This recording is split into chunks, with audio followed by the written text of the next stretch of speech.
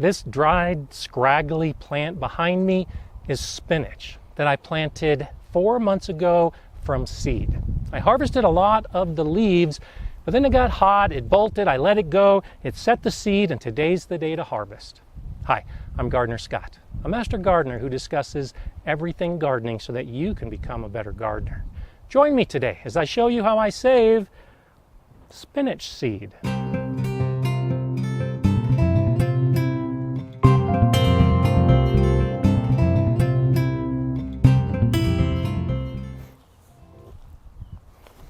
Spinach is a bit unique with the plants in your garden in that the seeds will develop all the way up the stalk at all of these leaf junctions. This doesn't even look like a spinach plant anymore, but it's covered with seeds. The seeds grow all along the stem, and as the plant ages, the leaves will start to turn brown, and then all the seeds that are growing along the stem will start to dry. And this is the point that we want to start thinking about harvest. It takes time and hot weather to get seeds from spinach because it's the warm temperatures that cause these plants to bolt. I've started seeds of spinach in fall, grown all winter long, and had zero bolting. But if you sow these seeds in spring and then grow them into the summer, you can expect that the plants will bolt.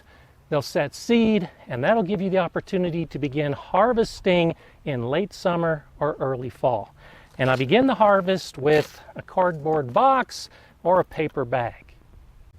I use these paper-based products like a cardboard box or a paper bag because from this point forward I want these seeds to be as dry as possible. And this allows for airflow and will allow the seeds to continue to dry. If I were to put them into a plastic bag or a sealed jar, well, some of the stems and some of the leaves are still green. So there's enough moisture that it could cause some of the seeds to develop mold and maybe even rot. By being open and in a paper product that can breathe, they'll continue to dry. That's exactly what I'm looking for. So I'll take some pruning shears and I'll start collecting this seed.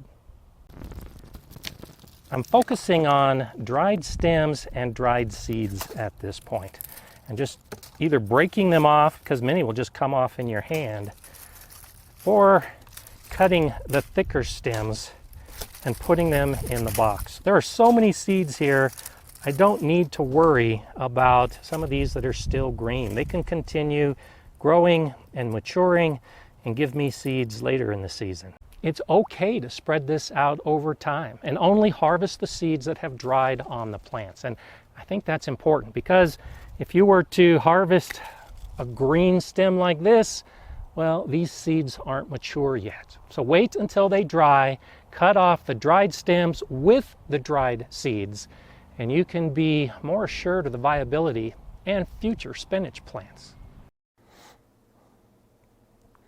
And be sure to keep your eyes open because you'll never know what you'll find hiding in your plants.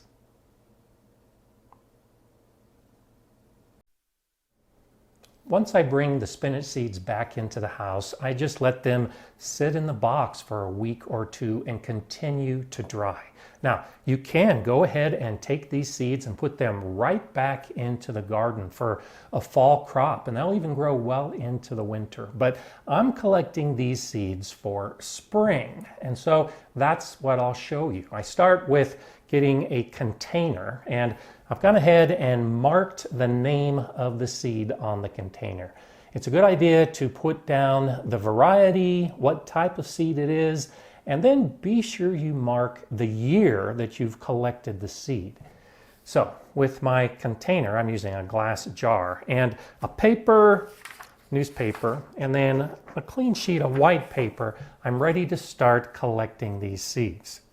It's pretty easy because these are among the bigger seeds that you're going to collect. So you can easily see what is a seed and what is a stem and what is a dried leaf. And I just begin by breaking up these little clusters. And remember, the seeds grow in clusters along the stem. So I'm trying to break up as many of these clusters as I can find and just let them fall on the white paper. And along the way, just to keep it a little tidier, I'll separate out the leaves so that I'll try to leave as many seeds as possible on the paper. And because the seeds are dry and the stalk is dry, it's very easy. You just break off the clusters and let them fall on the sheet of paper. And it's pretty clear what is a seed and what isn't. And so I'll try to keep the stalk intact, separating out the leaves as much as possible. That helps with the cleanup. And then once I have all of the seeds removed from the stalk, now we can go ahead and talk about how we're going to store these seeds. And so right now, I'm just going to go ahead and try to clean up as many of these leaves from the paper as possible, leaving behind all these little clusters. The bigger pieces of leaf are easy to remove. There will be some small pieces left behind. And so one of the ways to clean up some of those smaller pieces is just to blow. The bigger seed will tend to stay behind, and so some of the smaller, lighter leaf pieces you can just blow right off the paper. And so now I'm just trying to get as many of the leaf pieces and the stem pieces clear of this paper. There's still a lot of very small particles that remain. When I blow, many of it does blow off, but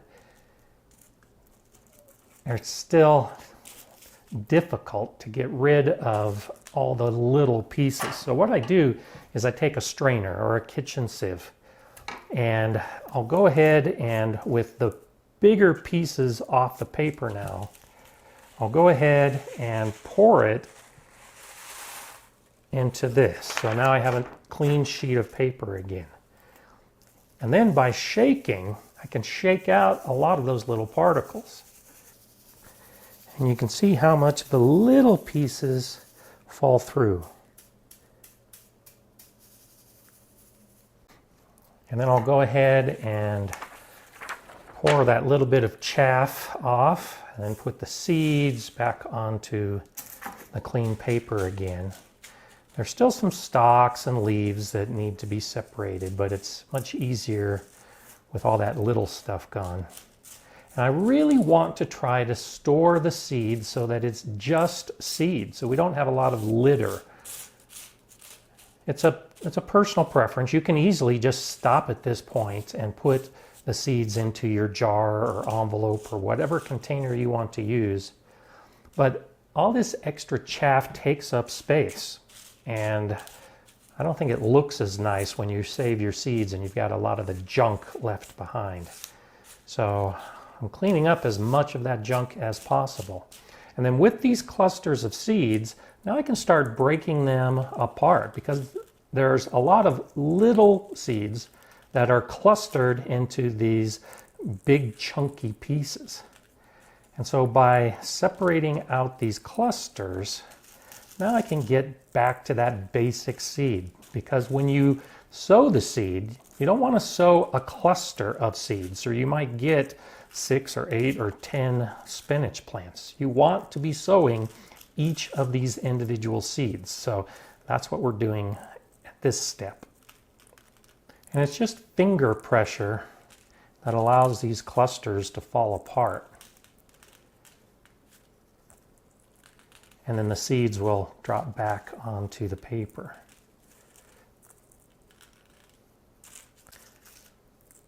And so now, with these clusters broken apart and separated into individual seeds, I can repeat the previous step after removing a few more of the leaves that appear. Sometimes leaves or a little bit of stalk will be attached to the clusters that you didn't see before. So I'll pour this back into the strainer and repeat that previous step, getting out a lot of those little pieces that were stuck and left behind.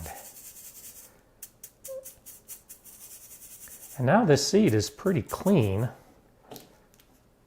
I can see a couple clusters, so I'll go ahead and just separate them out. And then I'll pour all these seeds into my jar.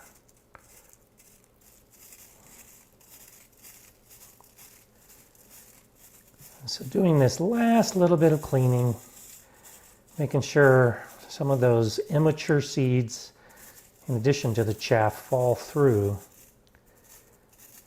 This looks pretty clean and ready to save. And then we just pour it into the jar.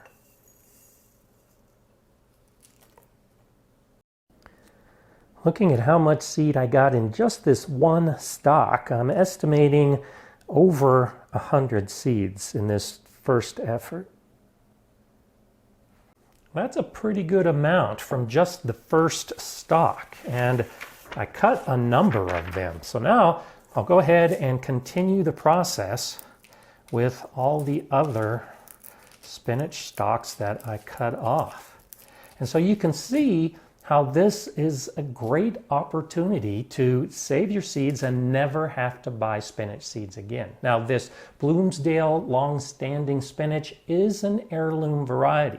So that means I can save these seeds and continue to grow this variety pretty much from here on out. I never need to buy these seeds again. By just allowing the seeds to grow into a plant and allowing that plant to bolt and set flower and seed, I'll have seeds for the rest of my gardener career. Now, I do suggest that you start the seeds in spring if you are intending to save the seed. Because if you start in fall, well, the plant will grow well through the fall and in the winter, but it won't be stressed and it won't send up that flower stalk. It needs that heat, it needs that stress, it needs the summer to set seed. So sow the seeds in the spring, grow the plants into the summer, and then you'll be able to collect the seeds year in and year out. Now, I'm going to have hundreds and hundreds of seeds, so I probably won't need to do this again for at least 2, maybe 3 years. But it is something to repeat on a fairly regular basis to be able to allow you to continue growing and harvesting and saving the seeds for years to come. If you want to see more about saving seeds and maybe answer some of the other questions you might have, go ahead and watch one of these videos next. I'm Gardener Scott. Enjoy gardening.